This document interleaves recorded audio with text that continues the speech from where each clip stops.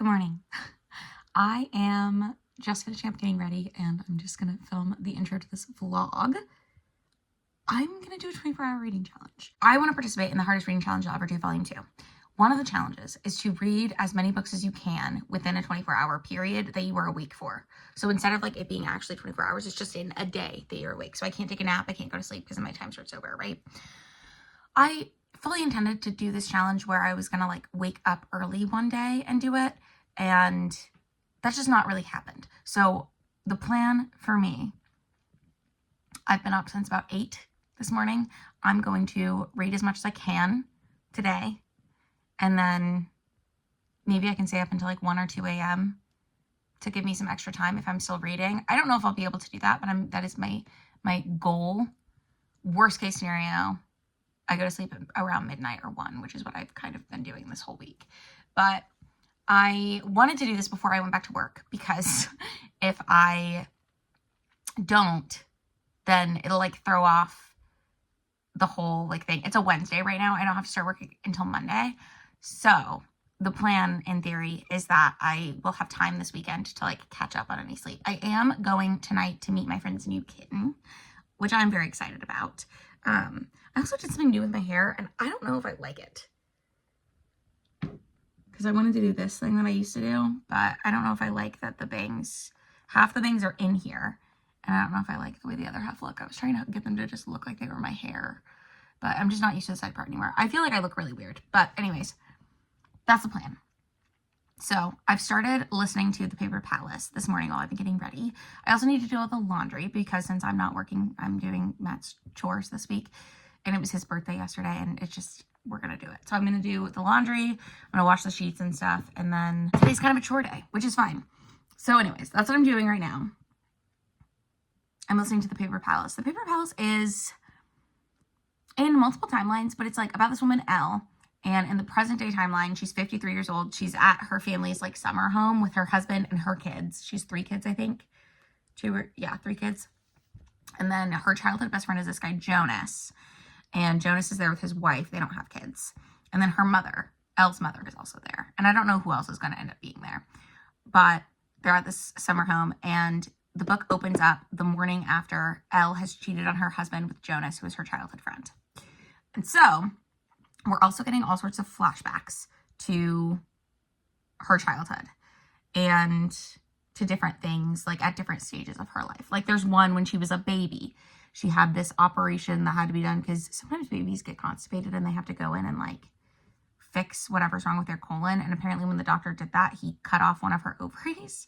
And so she like talks about that and how she didn't know for like 30 years after that that's what happened, but that's what happened. And like different like stories about what's happened to her.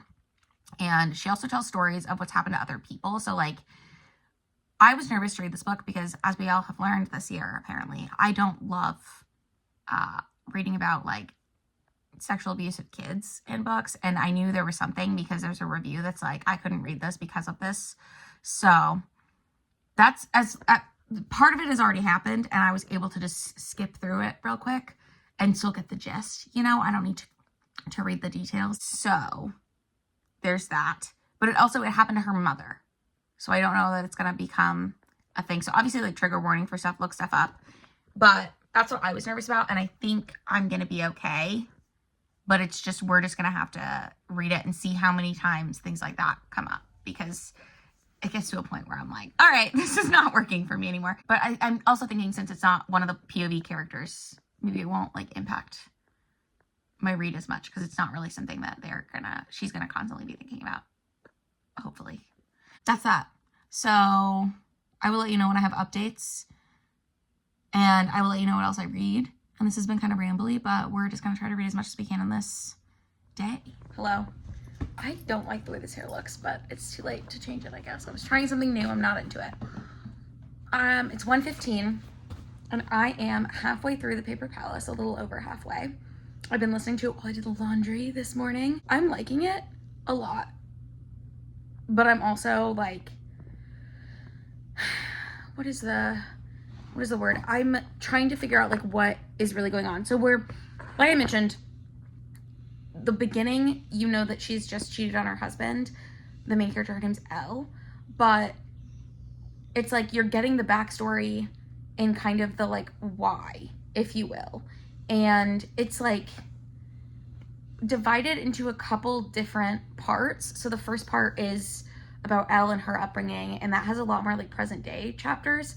The second part is mostly flashbacks, and it's called Jonas, and it's about her meeting this guy Jonas. And when she met him, he was a little boy, and she was, I think she's 3 years older than him. So I think he was 10 and she was, or 12 and she was 15, something like that.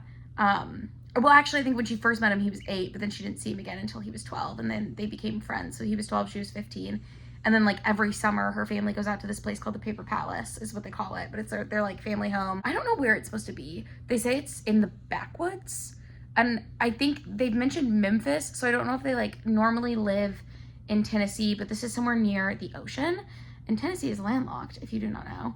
So it's not the ocean, but I'm wondering if it's, like, one of the Carolinas is kind of what I'm thinking. I was originally thinking it was up, like, Cape Cod area. But I don't even know if that's right. I think it might just be one of the Carolinas. That's sort of what I'm saying. Again, I don't know if I'm right or wrong about that. But the second part is Elle's childhood, and you hear about things that happened to her and how she sort of bonded with this Jonas guy and how their friendship like developed. And it's also like she had a very broken family growing up. So she always has different like step siblings, and her parents are always dating and marrying other people. And so, like, she has this really hard relationship with her stepbrother, who's a creep, and that's, like, a big part of Jonas's section. And now, where I'm at, I'm finally in the Peter section, which is how she meets her husband, Peter. And she met him when she was in college, or uni, I guess, in England. And he's English. And so, we're going to learn more about that. And this section just started, so I'm not super far into it, but it's the 80s in England. And that's when she's meeting Peter. And, again, I'm really liking it. It's definitely, like, character focused and not really plot focused, which is fine, but because of that it's a little difficult for me to explain to you, if that makes sense. The other thing that I'm reading, One Day in December by Josie Silver. Have I mentioned that I picked this up? I'm about 110 pages into it, and this book follows the main character is Lori, her best friend is Sarah, and then there's this guy, okay? And so at the beginning of the book, it's 2008, I think, December 2008, and Lori is on a bus in London. It's set in London, and she is going back to her apartment after working, and it was like her last shift, so she's gonna go home for Christmas. And on this bus, they drive by a bus shelter, and she sees this guy, and they like make eye contact. They have a moment. He gets up like he's gonna get on the bus, and then the bus leaves. So she like watches him fade away, and they're like staring at each other, and she's like, oh my god, this is the love of my life, right? And then she spends a year looking for him everywhere, and she tells her friend Sarah this, and then Sarah and Lori have a Christmas party, and Sarah's been dating this guy that she wants Lori to meet, and she shows up, and lo and behold, it's bus guy. So of course Lori doesn't tell her that it's the guy from the bus, which already is like a crack in their friendship, I think. And then we sort of get some sections, it's mostly from Lori's point of view, but we get some sections from Jack is his name, Jack's point of view, and it's like following them a handful of times through the years, and I think it's going to go through 10 years and then culminate in 2018. Something has just happened where I am that I am pretty unhappy with. So I think it's about to be 2011. Yeah, so I just read 2010, and I'm not stoked about it. So I'm going to read 2011 now while my last load of laundry is in the washer. And then I'll go down and I'll move the stuff in the dryer. I'll fold it, and then I'll it's our sheets and stuff. I'll put that in the dryer, and then I'll come up and read another section. But that's kind of how I've been doing it. So I am trying to think about how this book could go that I would end up giving it a good rating. Because right now, it's not like badly written, and like I'm not enjoying it. But I feel like it could be as low as a 2-star based on what just happened, right? Because it's just something that I personally don't prefer to read. And I'm hoping that they can sort of turn it around. But I don't know how they're going to. Like, I don't know how this book is going to have a satisfying ending for me. And I know my mother-in-law gave me this book, and I think she thought I would really like it. So I'm hoping that I do. But before I jump back into this, I have some onboarding stuff for my new job that I have to do. I'm sick of getting the emails, so I'm going to look through and do at least some of it today. But that is what I'm doing right now. And then I'll get back to reading, and I'll let you know when I have other updates. Okay, bye. It is 7 o'clock now. I have finished The Paper Palace, and I really loved the ending. This is a very like slow book, I guess, or like a quiet book, but hi Murph. I just got back from playing with my friend's kitten. That's why he's sniffing me like this. I really enjoyed it. I don't know what I'm gonna end up rating it at this moment. It's feeling like either a 4 or 5. I'm just trying to decide if it's giving me the 5-star feeling, but I think I did love it. I don't know. It's one that I'm gonna have to think on for a while, but I just really liked the like character explanation, and it like really goes through, or exploration, really goes through Elle's life and like the things that have impacted her, and how that sort of like it's leading up to this big decision on like she's kind of deciding whether she's made the right choices in life, basically. And I loved it. I don't know, I really liked it. I don't really have very much more to say other than that, but I am farther in One Day in December, so I'm still reading this, and things are happening. It's coming around. I think I know what's gonna end up going on that's gonna like get the reader back on the side of Jack and Lori, because it is about their like relationship and their dynamic. And it's just the things that are happening in this book, like it's kind of annoying the way that they're acting with each other, but also like it's just a really complicated situation. But I think I see how it's gonna like pan out, if that makes sense. At this point it's 2015 where I am, so I think this book goes till 2018, so they've got a couple years left to figure their shit out and I guess ultimately get together. I don't actually know, but I think this is considered a romance, which I believe should require an HEA. I don't know how that's gonna work, but I'll let you know when I finish that. And then I'm gonna try to read one more thing at least tonight. I don't know what it's going to be yet, but hopefully I'll get one more thing read so that I can have 3 books in my 24-hour readathon. This is not going quite the way I planned it to go, because I did intend to read like 4 books, but I don't know. I've had a good day, so I'm happy. I've got my boys with me. So anyways, I'll let you know when I have another update. Hello, it's 10:30 now, and I finished One Day in December. I've also finished the other book that I picked up, which I haven't even talked about yet, but I did get an audiobook in of Atomic Habits by James Clear, so I listened to that really quick because it was a 6-hour audiobook and I can listen on 3 times speed. So I will talk about that here in a second. But One Day in December, I finished this a little bit earlier, at like 8 probably. I think I'm going with 3 stars for this one. Here's the thing, it's like a 3.5, but I don't feel like I can round up to 4 because I don't think it's like, I feel like it has too many cons that are too big of cons for me. So I've mentioned what this is about, but like the biggest negative for me in this whole book consistently was Jack, who is the male love interest.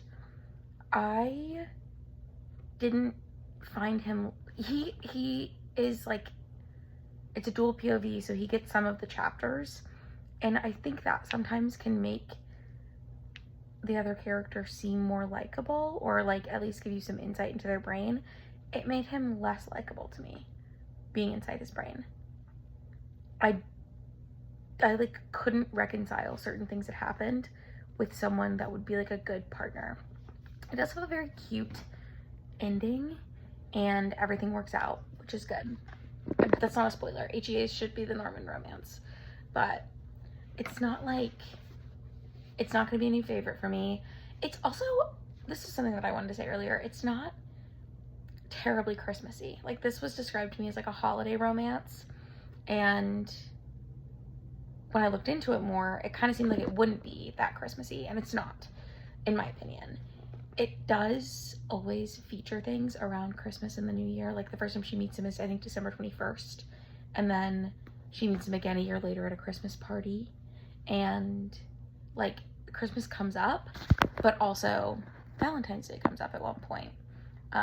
There are chapters in June and August and November and, you know, February and March. And it's like just throughout the year, throughout different months of the year, all of the different years that they know each other. And it was cute, but again, I think I mentioned earlier, it's something that happened that I knew was going to make it really hard for me to get over, and it did, like, one thing I appreciate about this book, with the fact that it covers 10 years, is I feel like it gave the reader a lot of time, and also the characters a lot of time to, like, reconcile with what happens, because I think it happens, like, 2 or 3 years in, and I appreciated that. But also, it's kind of one of those things where I get kind of sad when characters miss each other, if that makes sense. Like in this, the couple that we're following has a one-off meeting and then doesn't end up getting together for 10 years, right? I find that sad to read. It's actually crazy because The Paper Palace has like a kind of a similar thing, because again, I think I mentioned that one. It's about her, the main character is Elle, and she's cheated on her husband with her like childhood friend who always had a crush on her, and they were just always like ships in the night, just passing each other. And it's like that book, I think part of why I liked it a lot is I feel like it really deals with like, you get one life and you have to choose how you're going to live it and who you're going to be with and where you're going to live, what job you're going to have. It's like, is that existentialism? I don't even know what that is, but like, it reminds me of, there's a, I think it's Sylvia Plath has like a, I think it's from The Bell Jar, but it's this story about the girl in the fig tree, and she can't decide which fig she wants to eat, but the longer she waits, the more figs like will dry off and die, or a bird will come take them. And like at the end, she's left with no options. And she says, she uses it as like a metaphor for like figuring out what she wants to do with her life. But like, I read that in high school, which is the perfect time to read The Bell Jar when you're a very dramatic high schooler. But I think about that all the time. Like, you have to make a choice, because like, either way, not making a choice is a choice, right? I feel like I'm getting really off topic, but I think this and The Paper Palace, I was gonna tie them together in that I think they both sort of talk about like missed opportunities and like making choices that you can live with. And like, you only get one life. You only live once. That's the motto. YOLO. Anyways, Atomic Habits. I think I'm gonna give this 4 stars. It was interesting. He basically is like boiling down how you can make big changes in your life by making small changes in your life. And the beginning of the book, he goes over like the importance of habits and how like habits sort of form like a muscle memory. So like, if you use video games, like you have a bad day at work and you immediately come home and play video games, then that might not be as good for you as if you have a bad day at work and you immediately come home and change into your running clothes and go for a run. I think actually the example he used for that was like, some people de-stress by running, some people de-stress by smoking, and like one is obviously much better for you long-term than the other. And he also talks about like why we want to do things, and so he gives you like practical ways that you can decide which habits are like good or bad. So he says that like, write down everything you do in a day and then assign it either like positive, negative, or neutral, because he's like, some things are just neutral, like you get out of bed in the morning, that's just a neutral thing that you kind of have to do. But he's like, if you take a shower in the morning, that's positive because it's setting you up for a good day. Or like, if you know, drink vodka in the morning, that's negative. I can't remember what he uses the negative example, to be honest with you. Oh, it might have been like looking at his phone first thing in the morning, that he said that was negative. I don't really care about that personally. It's also like, it's funny to me, this is just like a comment that I'm having now that I'm talking about this out loud. It's funny to me the examples of things that he uses negative habits, because like some of them are objectively negative things, but then like, I don't necessarily think that everything he said was negative is like super negative. And it's his definition of like, what is a healthy habit and what is a bad habit was interesting to me. And I know that he like, even in the book, is like, this might vary person to person, but it just is something that I can't think of any good examples off the top of my head, but it's just something that I was thinking about while reading the book. He also talks about like identity and how some people will say, another smoking example, I guess. He says that some people, when they are offered a cigarette, will say, no, I'm trying not to smoke, or I'm quitting smoking, or I quit smoking. And other people will just say, I'm not a smoker. And he's like, it's your identity, and how like just reframing your identity can change how you think about things and then change your habits. and how like it can help. Like so many people are like so negative, and I do this. I always tell people like I'm bad at math. I'm a lawyer. I'm not a mathematician. Because it's like kind of a joke when you're in law school is that none of your professors will know how to do math. At least at my law school. And then like with people that I've worked with, it's like the joke of lawyers is that we're like, I don't do math. I don't know anything about that. But he's saying like if you constantly tell yourself you're bad at math, you're like giving yourself an out, first of all, to just not try something. And second of all, you're like selling yourself short. And if you convince yourself of something, so it's like negative self-talk kind of, which again is a thing that I don't always buy into. I think it definitely can be true, but I think it also depends on how seriously you take self-talk. Like there are some things that I know I can't say about myself because I will take it seriously. I don't take saying I'm bad at math seriously. And I'm actually not that bad at math. A lot of times I'm just trying to be humble. But I thought that was interesting too. And it's especially interesting now that I'm thinking about it, that this book was written by a man trying to be like, you have to project yourself confidently and like don't negative self-talk. Whereas I feel like women are kind of criticized for not being humble or like being arrogant in a way that like men are kind of expected to be that way.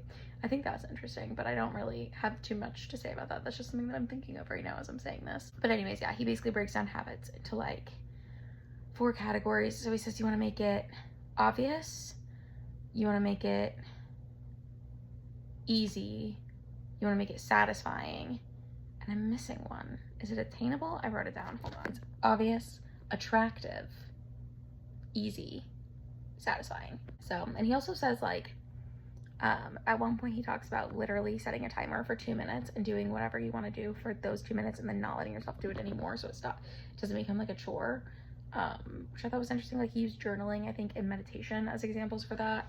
And I don't know, it was an interesting book. I will say a lot of it, like at the end of every chapter, which this might be a pro for some people, okay? He has a website for this book and he's got a lot of like interactive things. He's got examples of stuff. He has spreadsheets and stuff. Every chapter, at least once, if not 2 or 3 times, will reference something on his website, atomichabits.com, that you can go look at and like reference. And it got annoying to hear that after a while, but that's kind of a nitpicky thing.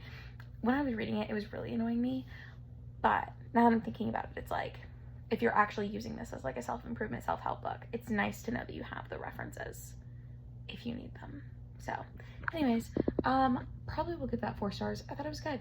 I don't think it's gonna like change my life because I don't think it really told me anything I didn't already know, which is that, you know, every journey starts with a single step, right? So now, God, I bit a hole in my lip last night, or my cheek. Have you ever done that? It hurts. I don't know. It feels like it's too high up to have done it, but I don't know how else I would have cut, like, it's like a line right here on the inside of my cheek. Anyways, I think now I'm going to try to read another audiobook. I have a couple audiobooks that are 9 hours. One is a nonfiction book, and I don't know if I really have it in me to read another nonfiction right now. The other one is a mystery thriller that came out this year called The Bachelorette Party. And I don't know exactly what it's about, but my hold came in. And I'm excited because the hardest reading challenge I'll ever do also has a new releases thing where you read a new release within 60 days of it coming out. And it's been not even 30 days since this book came out. June 10th, it's July 9th today. So I think I might read that. And then I might call this. That'll be a 4th book. We'll see how I'm doing, I guess, because I in theory can stay. I think I mentioned this. I'm not working right now, so in theory I can stay up later and also have time to like come back from things. But girl, I get dizzy these days, or not dizzy, I get tired these days. I'm like not really the type of person who stays up super late anymore easily. Although I do think I could probably easily stay up until 2 a.m. which if I started at 11, 12, 1, 2, well, yeah, I should be able to do that. A little after 2 maybe, but that's the plan. I'll let you know when I have another update soon. Okay, bye. Hello, I'm officially here to wrap up this reading vlog. It's been a couple days, as you can probably tell. I did end up finishing The Bachelorette Party. I finished it at like 2 a.m. and I went right to bed because I was very tired. I think I'm gonna give this book 3 stars. So the premise of the book is that there's this group of girls, or women, I guess, who, there's a past and present timeline, I should mention. So originally there's this group of women who always go to this party on this island. They don't tell anyone where they're going, and they do it every year. They've been doing it for a number of years. I don't know exactly how long, but this last time we get some snaps, some flashbacks, excuse me, of what happened. And all of the women end up being murdered. And then in the present day, they actually were considered like, there was like a boat wreck or something, so they were considered to have just driven this boat while they were drunk, and their bodies were never recovered. Nobody ever knew what happened to them. Also in the present day, there's a bachelorette party that's going to an island in the Baltic Sea near where this happened for a like health retreat type thing. Like that's what the bachelorette party theme is. It's like yoga and vegan food and like all this like very health stuff. So it's they're making a health resort on this island. And one of the women who gets invited to this bachelorette party is our point of view character. And she is a friend of the bride, obviously, but she also is a true crime podcaster. That something has happened that has made her have to shut down her true crime podcast. And she's got some kind of allegations, some kind of cancellation on the internet is happening. We don't know exactly what's going on with that. But she wants to go to this island because she believes that these girls were murdered, and she thinks that if she can prove this, then she can have a really big comeback. And that's kind of like the basic premise. Then you get them on the island and she's like uncovering different things. Also important to note, the health resort hotel thing is being run by one of the sisters of the women who is missing, who's murdered or whatever. And I should say also the reader knows that they were murdered the whole time, but the public doesn't know that. And so she's on there. Her name is Irene. I can't remember what her sister's name is now that I'm thinking about it. But there's also a character who is a cook, and he's the only person who works there on the island. And I can't remember his name either, so that's my bad. But essentially, the way things pan out, I liked the reveals. One of them I thought was like pretty obvious, but I was thinking it early on that they were gonna be a part of something, but I didn't understand their motivations. And I feel like their motivations were never fully explained, which is part of why this got 3 stars for me. Again, I've mentioned this before. I don't mind being able to tell who the like big bad is, but I do want it to be like a satisfying motive. Motive for me is the biggest downfall in a lot of mystery thrillers. So I expect there to be a really strong motive, and I expect the actions of the people to kind of make sense. Like there are certain things in this book that to me just didn't really add up as a why for why something would be happening. And I think you can like blame it on something. I can't say really what you can kind of blame it on, but like I think you can sort of blame it on that, but it just like to me it didn't add up. And I wanted there to be a more conclusive thought process by the perpetrator. I will say that, but I did enjoy this book, but I don't really think it's going to be something that I ever think about again. And if you know anything about me, you know that even some of my favorite mystery thrillers, I will often not remember the twists, which is a blessing and a curse. So that being said, I'm going to go through all of the things that I read in this vlog and let you know what I'm putting them as for the hardest reading challenge I'll ever do, part 2. So, as you may or may not know, you can double up books for prompts. There are a lot of prompts. I'm not going to go through all of them, but I am going to tell you what each of these books that I've read, what prompts they fit, and what I'm like putting them as. So, the first book that I read in this was The Paper Palace by Miranda Cowley Heller. Again, I ended up giving that 5 stars. I don't know if I mentioned it. The longer I sit with that book, the more I love it. Like, I was not sure if I was going to give it 5 stars while reading it, but it's really stuck with me, and I really liked the messaging of it, and it really, like, it made me feel very emotional. Like, I didn't cry, but I definitely, like, teared up and had a, like, stomach drop emotionally from it. And I can't ignore my emotions. I do love an emotional book. So that one is going to be obviously in the 24-hour readathon challenge. And also there's an Animals Are Better challenge. And it says the basic premise is that like it has to have an animal in the book. It can either have a house pet, exotic house pet, farm animal, zoo animal, wild animal, and it has to be a wild animal where you live. So this book had several animals, but the one that I'm going with is exotic house pet because I mentioned the main character is Elle, and Elle has a stepbrother at one point in the book, and he has a pet snake. And it's a pygmy boa, I think, or one of the small boa constrictors. They don't say exactly what it is, but he does say it's a boa, and I'm assuming it's a pygmy boa because I don't think you can have like a big boa as a pet. But he basically is torturing his stepsisters by like making them feed it baby mice. And so that is a pretty prominent scene in one of the like timeline flashback thing, and it comes up throughout the book. So I'm saying that it counts. I don't recall Q saying that it has to be like a main part of the book, just that the animals has to be in the book. So that's what I'm putting that as. I don't know when I'm going to get another exotic pet, so that's what I'm choosing for that one. The second book that I read was One Day in December, which I think I talked about. I ended up giving 3 stars. I think it's more of a 3.5, but I don't feel like I can give it 4 stars, so I'm rounding down to 3. And this, there's a prompt in this readathon where you can just choose one of the prompts from the year before to fulfill. And the prompt that I'm choosing is A to Z in title or author's names. And I believe it just has to be either the author's name starts with a letter A to Z, which they all do, or the title has like the first word is the letter. And I think they say you can't count articles, so not like A, an, or the, but One Day in December starts with O, so I'm putting that in that spot. The next book that I read was Atomic Habits by James Clear. And again, I've talked about this one. I'm going to give it 4 stars on Goodreads.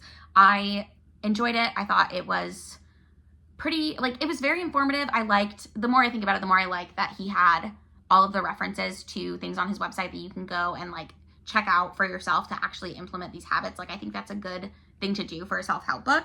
And for this, I'm also going to put this as the A to Z for A. I thought I was going to put this, there's a nonfiction category, but I guess I've already filled out what I want to read for that. So for this, I'm going to do Atomic Habits starts with A, so it's going to fill the A for that prompt. And then the last thing that I read was The Bachelorette Party by Camilla Stein. This came out in June, and there is a prompt that is to read new releases within 90 days of them, or no, 60 days, sorry, of them releasing, and that can be on either end of the release date. So if you have ARCs, you can read it up to 60 days before the release date. And if it's not an ARC, like me, it's just a new release, then I can read it up to 60 days after the new release date. When I read it, it was 29 days after it had been released.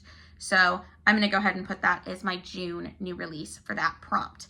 And I've just talked about that, so I won't go too far into it again. But that is it for this video. Those are the books that I read in the 24-hour span. 4 books in 24 hours is pretty good, I think. I did not spend as much time reading as I would have liked to, I guess. I'm really bad about like actually only reading for 24 hours, as you could probably tell. And I did stay up later than I wanted to, but it is what it is. I successfully completed that prompt and I'm very excited about it. So thank you so much for watching this video. If you enjoyed it, let me know. Also, let me know in the comments down below if you are participating in the hardest reading challenge you'll ever do.